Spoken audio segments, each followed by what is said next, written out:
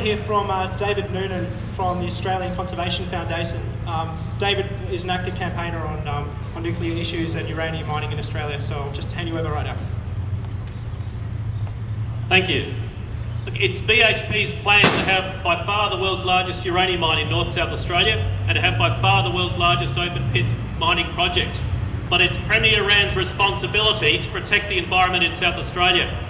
The SA government has a complete right to refuse this project. They have a complete right to set conditions on this project. And we want Premier Rand to protect the South Australian community's interest in this matter. BHP intend to export uranium all around the world. Well, now nuclear waste is unresolved all around the world. South Australians don't want to have to take responsibility for BHP's uranium quarry for their nuclear fuel supply to the global nuclear industry. Weapons, nuclear weapons, proliferation and terrorist issues are on the rise. Uranium is dual use.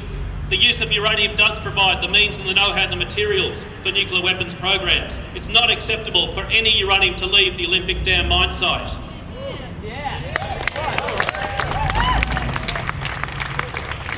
BHP and so far Premier Rand, in his support, agreed to their plan to sell uranium-infused bulk copper concentrate to China.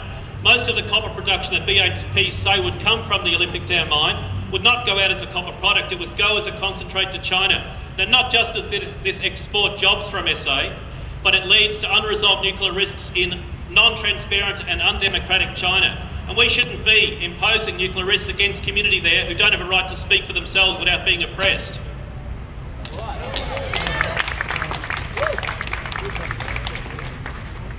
The greenhouse gas implications of this project are massive. BHP's plan is like putting 1 million polluting old-style cars on the road and leaving them there for decades to come.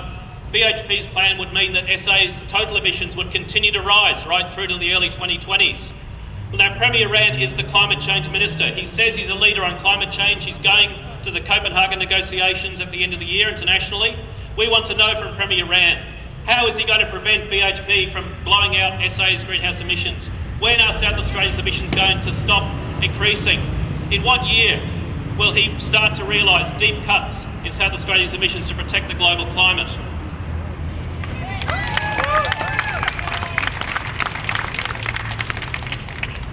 Now, nuclear waste is not just unresolved internationally, it's unresolved at the uranium mines all around Australia. This is intended to become by far the world's largest radioactive tailings pile. Now, those radioactive tailings remain hazardous for thousands of years. In the Northern Territory, the Commonwealth says that they need to be isolated from the environment for 10,000 years. That's the condition of regulatory approval for the Ranger uranium mine. However, BHP have a plan to leak radioactive tailings, to leak at least on average, 3 million litres of liquid radioactive tailings every day for decades to come through this mine operation.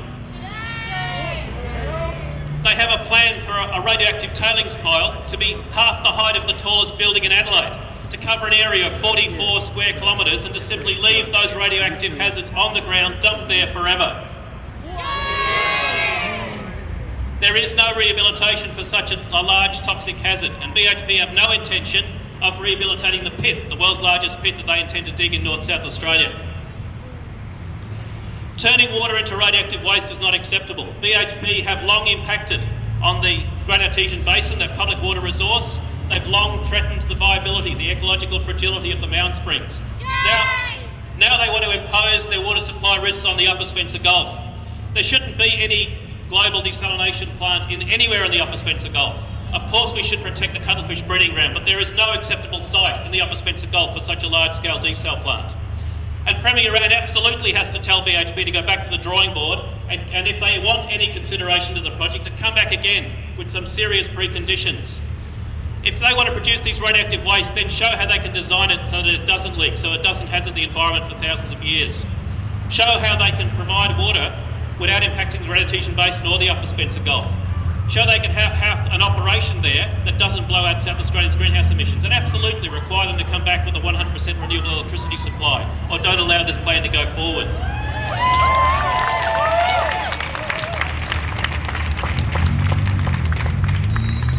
It's not tenable for BHP to turn Olympic Dam into by far the world's largest uranium mine, and we South Australians don't want responsibility for those unresolved nuclear risks imposed on communities around the world.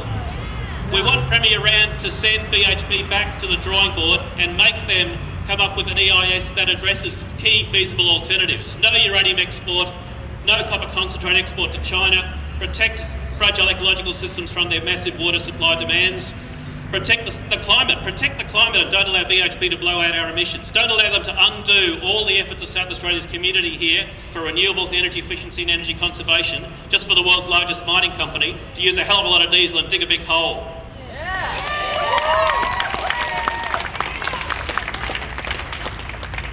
And ACF do thank the South Australian community who have taken the trouble to put in a response to BHP's 4,600-page draft EIS. And that will in no way be the end of it. We have a state election due in 7 months. We have our response document, a supplement, to come from BHP. We have decisions by South Australian government, particularly the Premier Rand, and we have a decision by the Federal Environment Minister, Peter Garrett, on this application. And ACF will continue to campaign strongly to see that there is no way that this plan goes ahead on BHP's terms. Thank you.